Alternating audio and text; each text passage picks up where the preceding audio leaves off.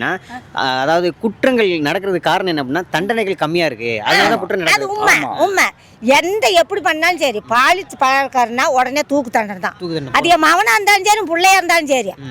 மக்கள் என்ன தாய் இல்லத்துல தான் பிறந்து வரான். அந்த தாயவே அவன் சம்சாரி ஆக்கும் போது அவனுக்கு தூக்கு தண்டனை கொடுக்கலாம். சரியான தீர்ப்பு அது மட்டும்தான்.